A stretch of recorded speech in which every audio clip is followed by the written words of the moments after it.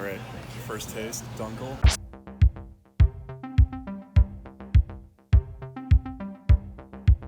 And what'd you get? Bublima.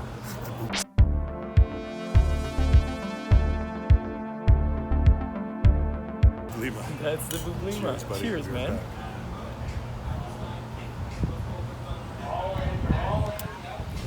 Oh my god. Ain't that nice? Oh my god. Wow. The Pilsner. Czech Pilsner. The Czech Pilsner.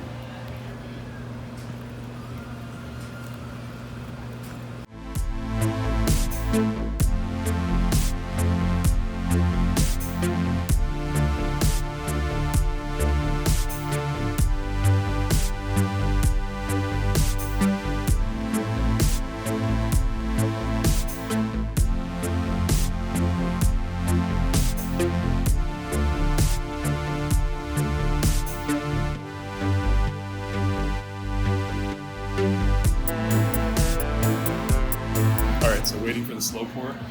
Got our Barriehaus, got our dark one. So what do you think if you had to choose between the Czech lager and the regular lagers, the Tampa Export? How's it compare? That's a tough one. I think I would still go with the Export. You'd still go with the. I'm excited for this one. Yeah. Months and months and months. Almost a year later. Right? It is almost a year later. It's almost exactly a year. Yeah, 11 months. That's crazy, man. 11 months and you're back. Back for the epic slow pour. Yeah. Just watching that get delivered would be fantastic. Yeah. It's like you're waiting, and this is a beer while you're waiting for your beer. It's the best concept. The beer while you're waiting for your beer. We did it accidentally the first time. We did. We were just tasting, so we didn't have the concept in mind. But having the concept nailed down, the waiting beer. This Dunkel is incredible. It's toasty, malty, caramelly, really light at the same time. Really super carbonated. Is it how you remembered it, or better? To be honest with you, the last time I had this was we'd already had a couple of the lagers, so I think my taste buds were a little. I just remembered really liking it. There were intangibles. There were other intangibles at play. I remember really liking it, but I don't remember why I remember some things better, but I couldn't pinpoint the flavor on it. And this is amazing. Yeah, the Bublina here has really much like classic like Czech Pilsner. Yeah. And you do get Bublina. Look at that. Look at that Bublina. Nice and carbonated, and that nice light color. Yeah. But yeah, it has that classic Czech Pilsner Saz hop presence on the nose, nice and crisp on the palate. It's very, very delicious. And I was reading it, apparently they're using Moravian malts, which are the same one that are used also, if I'm not mistaken, in the Czech bar. Moravian. Moravian. Arabian malts. No, not Arabian. It's close. Not quite. Definitely one that I recommend. It's been about, if I had to say, on this wait for the slow poured Tampa Export lager, on beer quest number 2, the second quest for a slow poured lager, it's been about 5 minutes, 5-6 minutes. We're almost done our waiting beers. We're getting a little impatient, but still, the beer patience, we must maintain our beer patience. It's beer meditation time. Beer meditation. And I came all the way down from Canada for this. All the way down. And look, they've made this nice beer garden here. Yeah.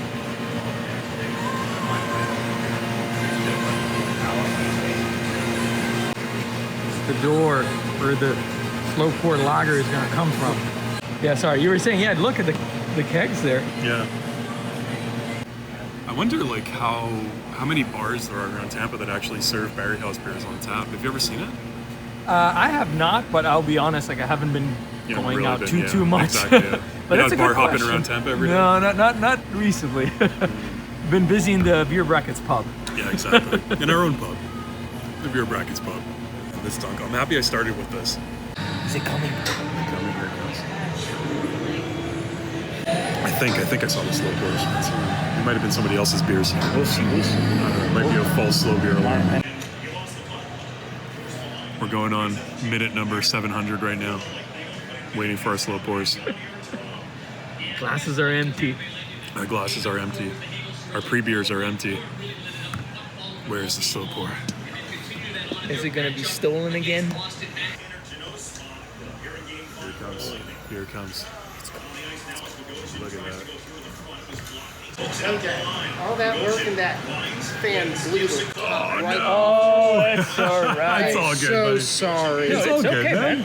Thank you for. Thanks, buddy. I'm so sorry. I gotta turn that. I thing saw that off. happen. It Don't was- worry about it. It's okay. Thank you so much, man. Thank you Appreciate for it. Yeah, no problem. taking the time, man. All right. Cheers, buddy. Cheers, man. Ooh. But then even once the head dies down on it, you see, it still keeps that cloudiness. That gives it that kind of creamy mouthfeel. We clean the glass still, like it has. Yeah, it just creates like a different body to the beer that stays throughout. But it just makes it more enjoyable, in my opinion, because a lot of times when the carbonation is very high, Yeah. you just get filled with gas as you're drinking. Oh like my God, this one yeah. here, it just feels like just like the Guinness, you can drink Yep. a good amount, and it just feels good. And, Cheers, buddy. Cheers, my friend. Cheers. Cheers.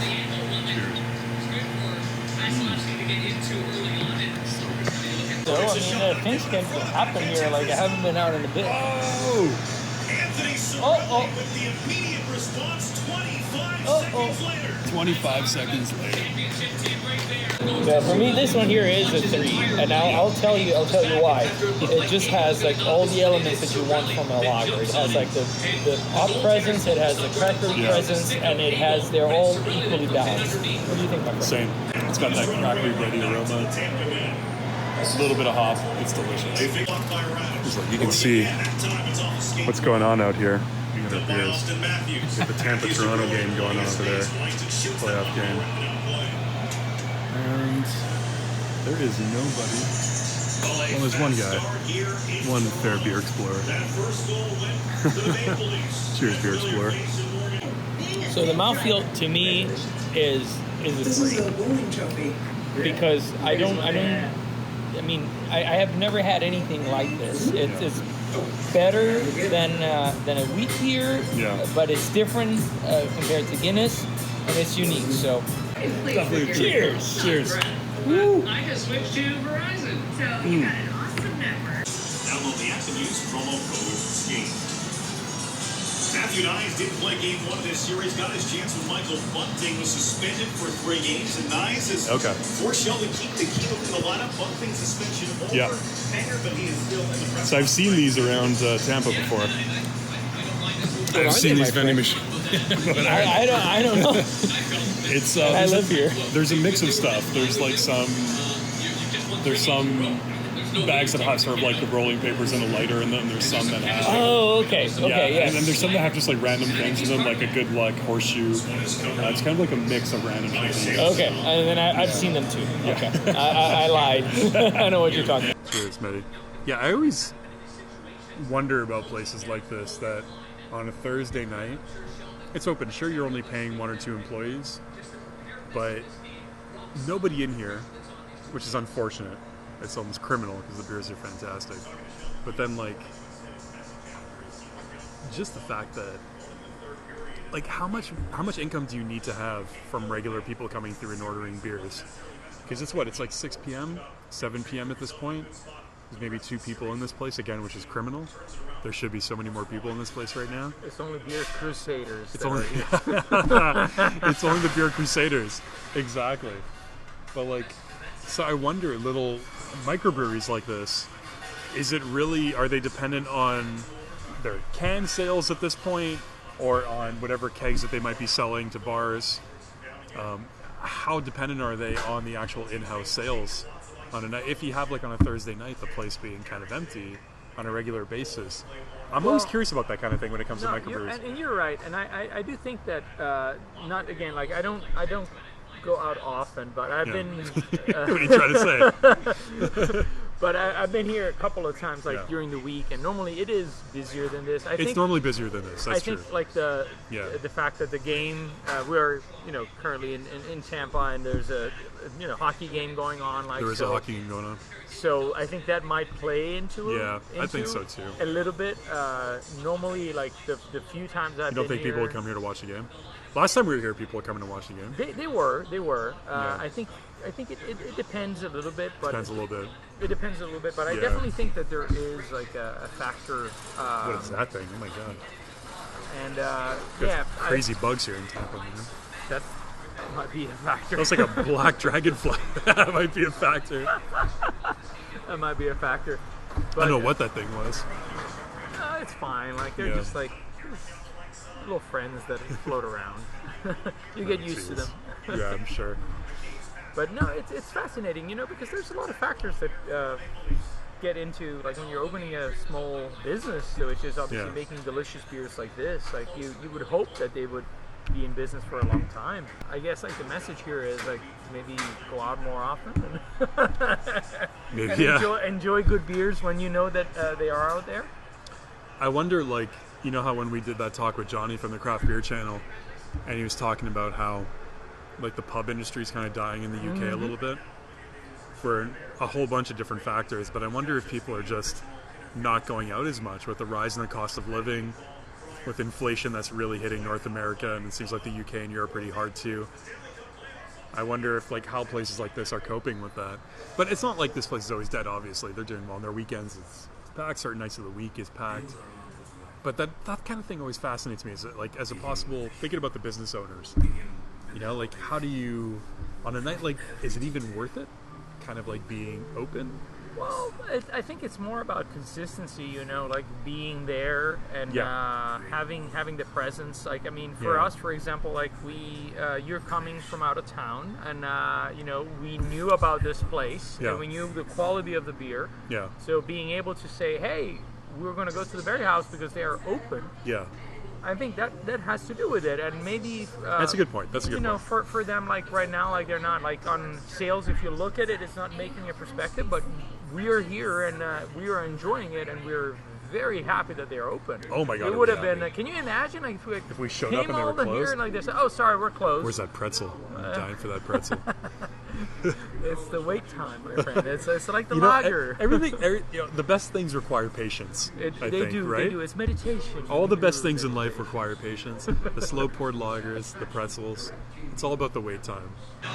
Torino and Juventus, it was huge rivalry all the time, and Torino was like at a certain time very early on, like they were like the lead team, but then like ever since like the airplane accident happened, like they kind of like faded. We're always the underdogs, like so. I can relate to that story you were talking about, the Toronto and Montreal, like so. Having that other team that always has more money, that it kind of like always looking down towards you. It's I gotta understand. So you understand. I think that's why we get along. I think that's why we're friends. We're both from the underdog cities. We are. Yeah. So what would you say, growing up in Torino, was it, who were you the underdog to? Was it Milan? No, Juventus for sure. Juventus has always been, Juventus has always been like the lead team in Italy for a long time. Now, this for the first time is a year where Juventus is not winning the championship in Italy. Yeah. It looks like it's not set yet, but it. Juventus has always been like the team that has more money. Ready to go. But the main thing, not that he was necessarily doing us a big favor, but that he only had limited things available because he was closing. Yeah. But then he made us the most elaborate panini, like, that you would ever, like, he had basically everything. He gave us everything. But there had to be that guilt trip, that Italian guilt trip. Oh, that's always a part of it. He's got to tell you that, like, hey, like, I'm closing, but I'll make your favor. Exactly. Like, but I think the Italian guilt trip makes it taste better. It probably does. It has some extra. It's an extra ingredient in the panino. That trip, I think, was so eye-opening to me. That was my one and only time in Italy. And it was only a couple of days. But oh my God, the experiences we had on that trip. And we've talked about this a million times. We've obviously never talked about this on this channel before. But when we first arrived and you picked me up at the Milan airport with the beers. you picked me up with the beers because technically it's not illegal for the passenger to be drinking.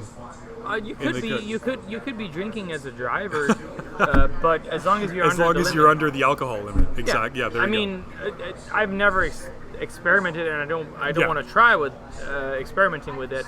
But like, it's not illegal to have like an open bottle of alcohol in the car as long as you're under the legal. As long as the person that is driving is under the legal limit, it's fine. Now, if you have an open container in the car and you're the driver and you're drinking it and they stop you with it, it might be a different conversation. That might be. But technically, it's not illegal to have an open container in the car, and So either way, you being the gentleman and the scholar that you are, you pick me up at the airport with a beer, ready to go. But more importantly than that, like I mentioned, I've been traveling for an insane amount of time and I was starving. I was so hungry. And it was about 2 p.m. I think it was 1:30, 2 p.m. Yep. And I was just like, I need some food. And we had about a 2-hour drive or an hour and a half? Yeah, it was about an hour and a half from Milan to Torino. Yeah. So we had a little bit of it, not too long of a drive, but enough of a drive. And he's like, well, no, we're not. Odds are we're not going to find some food right now. And I was so, coming from North America, it's like, what do you mean? Like, because in North America, food's available. And now I understand that. Like, you understand. Now right? I understand. But like back then, I was just like, "What are you talking about? Yeah. Like eating eating at 2 o'clock? What are you talking about? Like people are, they're closed at this time. Yeah. And I was so blown. That was the biggest culture shock for me of that trip, where I was just like, "What do you mean it's 2 p.m.?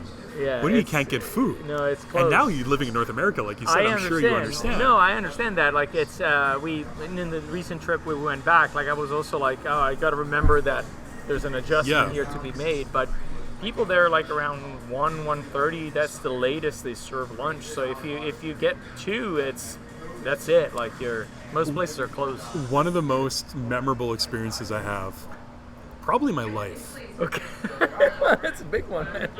No, I'm telling you, is that moment.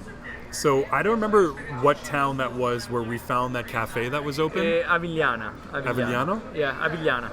Yeah. This was the most, well, not the most, but at the time, the most picturesque it was northern on the lake. Italian town that I'd ever seen in my life. Yeah, no, it was fair. on the lake. Yep. This patio, like right out on the lake. Hills with these houses on the hills, and it was picturesque.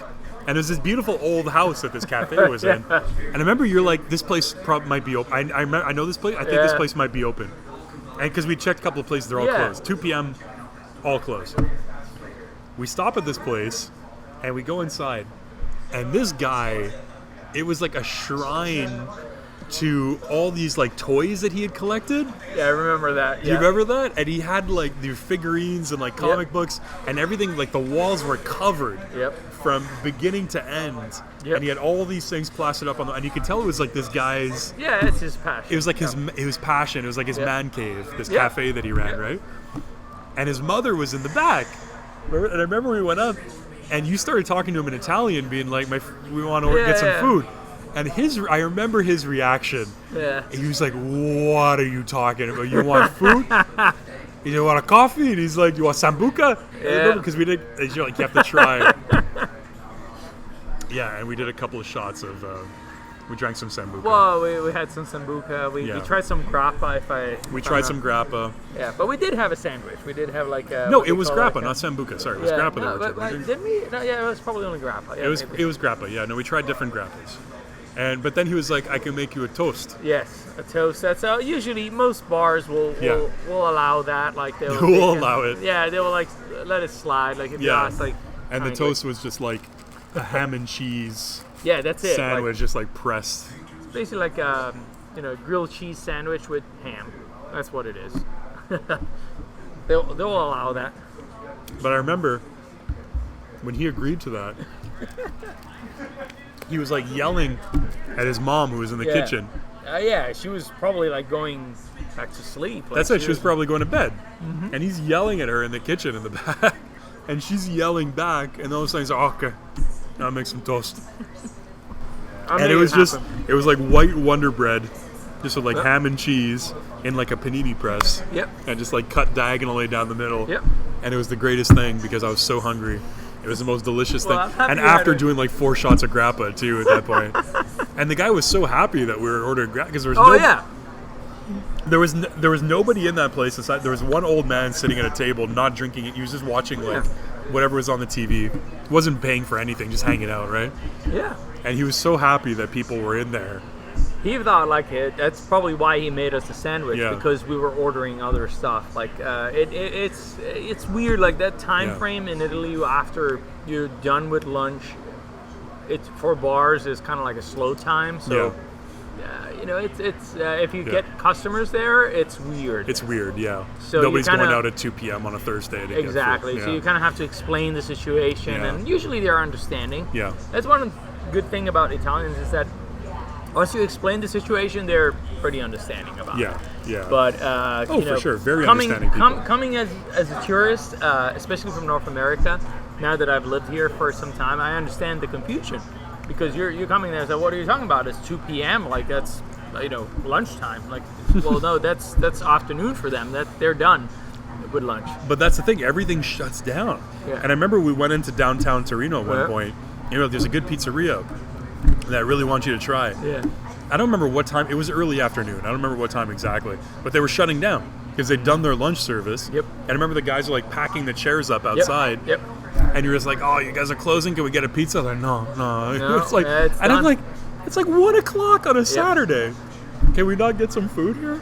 It's more about being in the moment in a sense. Yeah. Like I know it sounds like very generic, but really like for them, Italians in general, it's they have a routine, and that's what they're used to. And adapting to something different is not something they're used to. So they just stick to that. And if you're coming from outside, you just need to be aware of that. Yeah. And if you are aware of that, like everything is fine because most of the time, depending on what the time is, like they will accommodate you.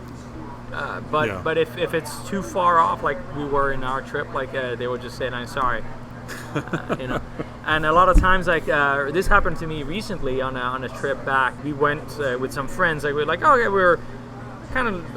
It was on the late side, like it was around like 11 or something, and the place we were going to said like the stated hour was like 11 p.m. closing time. So most places here in North America, you walk in at quarter to 11, you'll be fine. Yeah. It was quarter to 11. We walked in, they had already pulled everything up and said, sorry, we're not serving. Yeah.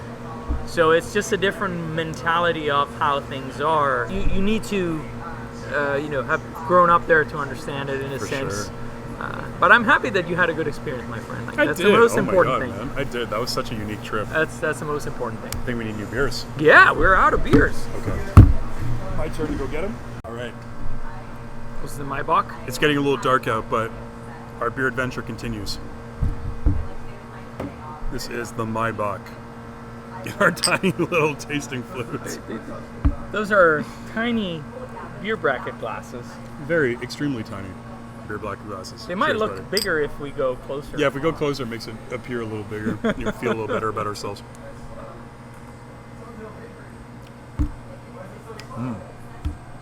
Okay. Well, first question. Yeah. What percentage is this? Like 7.5. Woo, that doesn't feel like that at all. It doesn't at all, right? It doesn't. It almost tastes like a light lager. It does. It's dangerous. I mean, okay, no, not like a light lager. That's an exaggeration.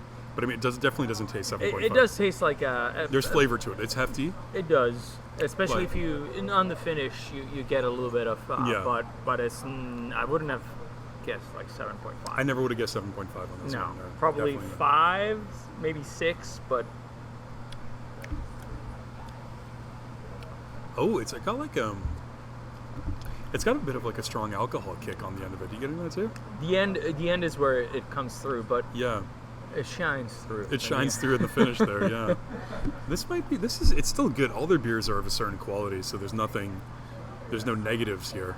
This might be sort of my least favorite of the beers that I've tried of theirs so far, though.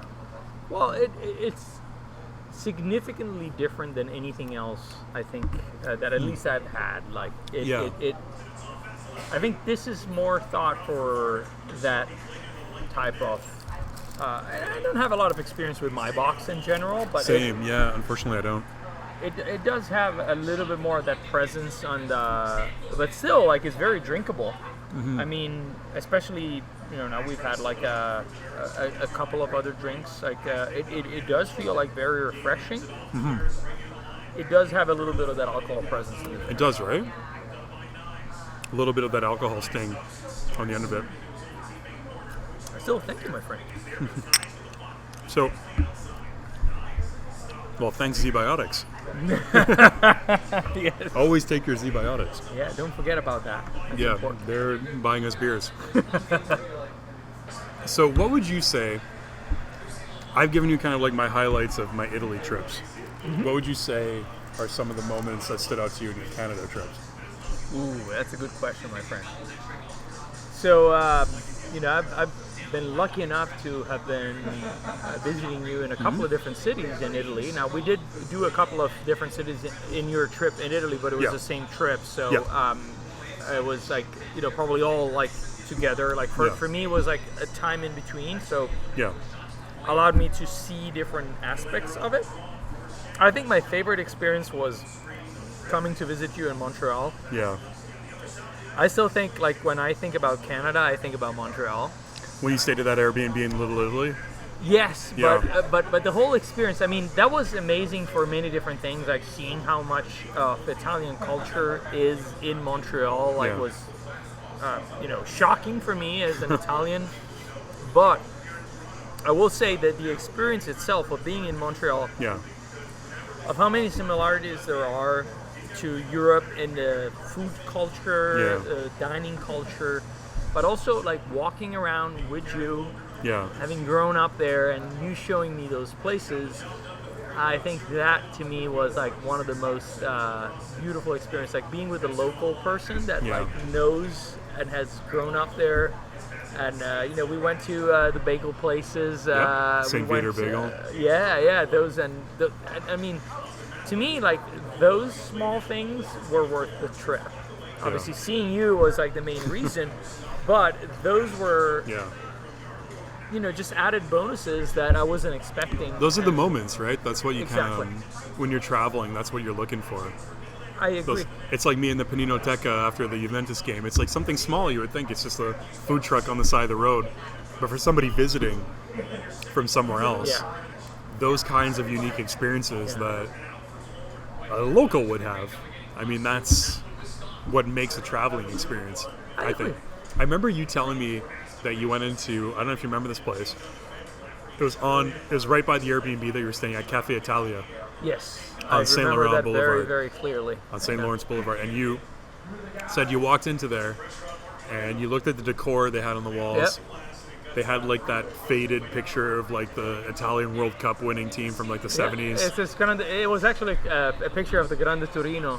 Was it really? Yeah, it really was. Oh, that's even better. It was amazing. Okay. Like, so I remember taking a picture of that and sending it to my brother, who is a hardcore fan of Torino.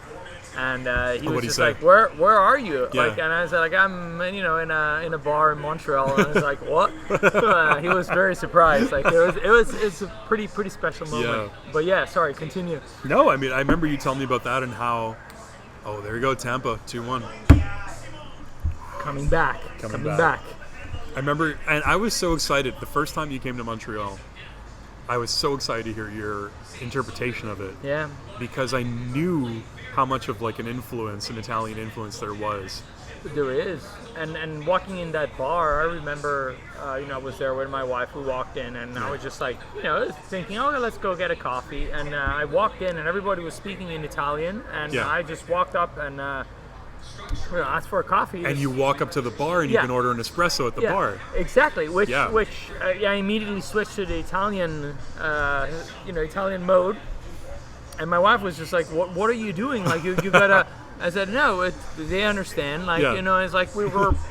It just felt like weird, but extremely nice. Like, extremely welcoming. Yeah. So the Italian community there is definitely present, and you know, it was shocking to me, but the whole experience. I mean, obviously, that was an added bonus that I wasn't expecting. Yeah. But what I liked about visiting is that with your guidance there, like you showed me through the different areas of the city. You explained what the different areas are. So like it gave me a very unique interpretation, which I probably would have not gotten if I just like landed in Montreal and then said like, okay, let me Google this and look at it. Like I would have got like probably a good experience. What we do was like an excellent experience because you were showing me around like a town that you grew up in, and to me that like was priceless. When I still think about Montreal, I think about like that time that we went together, and the places we visited, and we went to Schwartz. We went to Schwartz's. Which was smoked meat sandwich at Schwartz's. You did all the essentials. It was. You really did all the essentials. It was amazing, just sitting there with everybody like around, like, and then having that sandwich. I still remember the taste, like, which is amazing to me. You got a real poutine at a local small diner in Montreal. Do you remember? What more can you ask for? Actually, not just the poutine. You got the steamed hot dog and the poutine, which is the classic. That's the Montreal classic. What more can you ask for? In a really local, authentic spot. I remember that, like walking in with you and sitting down, and and then it just sets the standard right there. Yeah, it does. And you got the full, real Montreal experience. That's for sure. Really, I remember. I don't remember what place it was, but after we had been. We went out, like, had a couple of drinks, and then we went out and had a couple of drinks to the Bishop and Bag. Yep. It was an amazing experience, great place. But then we went and we had poutine in this place that you said is where like people go like when they're a little bit later, and we had this poutine with like bœuf bourguignon on top. Oh my God. Do you remember that? I forgot that we went there. Yeah. Do you remember that? Yeah, what was the name of that place? In French, it was called La Banquise in French. Okay. So it's one of the most famous poutine places in the city, and they're known for doing like, they have a huge menu of like 50 different poutines with all these different toppings, and we got one that had bœuf bourguignon in it. It was. I still remember that.